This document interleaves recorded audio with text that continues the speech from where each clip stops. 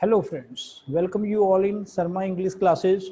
Once again we would like to learn regarding communication process. What is process of communication? In within 5 minutes we will come to know कि communication का क्या process होता है. देखिए बहुत ही कम शब्दों में जब हम अपनी बात दूसरे को समझाते हैं, क्या पैटर्न यूज करते हैं, क्या मेथड यूज करते हैं, क्या प्रोसेस रहता है उसको दूसरे को समझाने के लिए. सबसे पहले हमारे पास क्या होना चाहिए? मैसेज होना चाहिए. We should have something. If we have something then we can say something. हमारे पास कुछ है, जैसे कोई विचार है. If we have any thought, any idea, any feeling, any type of message, then we communicate or we convey, we send, we impart from one to many. एक से ज्यादा लोगों के बीच में पहुंचाते हैं. इसी को इंग्लिश में मैसेज कहते हैं. You can speak message or you can speak idea. Sometimes it is spoken idea. If we have an idea in the mind, then we can explain or we can express. कई बार कुछ लोग content भी बोलते हैं. By this diagram you can understand. एक ही चीज को कई स्टाइल से समझे आप इसको आइडिया भी कह सकते हैं. If you have an idea in your mind then you can easily explain, you can express. और यदि आपके दिमाग में कोई कंटेंट है, किसी चीज को लेके कोई मैसेज है, वो भी हम अपनी बात को दूसरे तक समझाते हैं, बताते हैं. इसी को इंग्लिश में एक अच्छे प्रोसेस में शामिल करते हैं. दूसरा, जब हमारे पास मैसेज है, मैसेज तो है लेकिन मैसेज भी कोई पहुंचाएगा, उसी को इंग्लिश में हम यहाँ सेंडर बोलते हैं. We send the message. भाई जिसको हम पहुंचाना चाहते हो, to whom ever we would like to send the message, who is called in English sender. उसको इंग्लिश में सेंडर कहते हैं. सेंडर मीन्स जो कन्वे कर रहा है, जो इम्पार्ट कर रहा है, एक आदमी से ज्यादा लोगों में पहुंचा रहा है, उसी को इंग्लिश में सेंडर कहते हैं. कुछ लोग इसी को इंग्लिश में स्पीकर कहते हैं.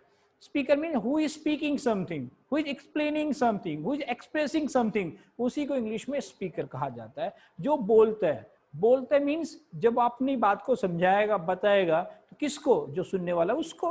तो इसको इंग्लिश में क्या कहेंगे? स्पीकर बोलते हैं. या कुछ लोग इसको एनकोडर भी बोलते हैं, जो आप सामने देख रहे होंगे encoder. Encoder means who is encoding something. भाई जो आदमी कोई अपनी बात बताना चाहता है. कई बार आपने देखा होगा ना, कुछ कोड वर्ड में हम बात कहते हैं. वी आर सेंडिंग समथिंग पर through a code we are sending. तो आप जानते हैं हम उसको क्या करते हैं? उसको बोलते हैं एनकोडर. जो अपनी बात को एनकोड करता है उसको बोलते, इंग्लिश बोलते हैं एनकोडर. अब अगर कोई सेंडर है और कोई स्पीकर हो, चाहे कोई एनकोडर हो, बात एक ही है.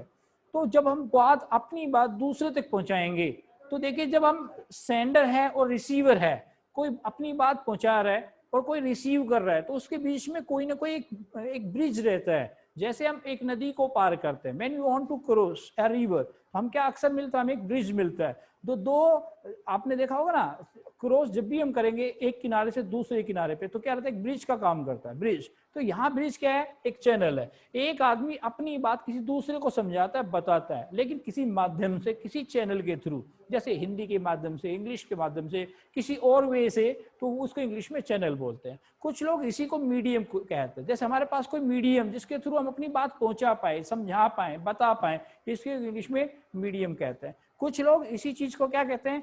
एनकोडिंग कहते हैं. When we are encoding something, मतलब एनकोडर क्या करेगा? एनकोड करेगा अपनी बात को, एनकोडिंग करेगा, पहुंचाएगा. किसको? जो भी उस बात को सुनेगा, समझेगा या उस बात का जवाब देगा. या फिर हम इसको क्या कहेंगे? कई बार देखा होगा रिसीवर. भाई आपके पास सेंडर है, तो सेंडर तभी तो है जब कोई रिसीवर है. आपने कोई बात पहुंचाई, रिसीवर ने रिसीव की properly. Receiver means who is receiving your information, your content, your all type of information.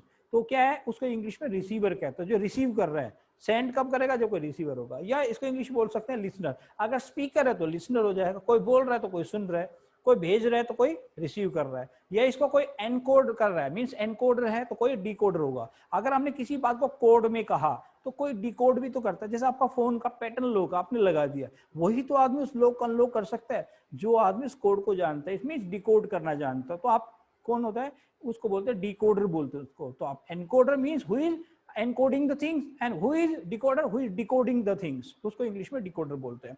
आपने अपनी बात को रखा, बताया, समझाया, लेकिन सामने वाले को समझ में आया या नहीं आया, ये भी तो इंपॉर्टेंट है. इसी को इंग्लिश में क्या कहते हैं? फीडबैक कहते हैं. मैंने लेक्चर बनाया, समझाया और आप तक पहुंचाया, लेकिन आपने अच्छा फीडबैक दिया, तो आपने लाइक कर दिया चैनल को, शेयर कर दिया और दूसरे लोगों तक पहुंचाया. इसी को कहते हैं अच्छा फीडबैक. फीडबैक मीन्स आप अच्छा जवाब दिया, आपने पॉजिटिव या कैसा भी जवाब. आपने किसी से कोई बात कही, उसने बात को सुना, समझा और रिस्पॉन्स देना. या इसको फीडबैक भी बोल सकते हैं, रिस्पॉन्स भी बोल सकते हैं. या जब आप कोई बात कहीं पहुंचाते हैं, बताते हैं, समझाते हैं, तो एक आपका टारगेट रहता है जिसको इंग्लिश में बोलते हैं डेस्टिनेशन।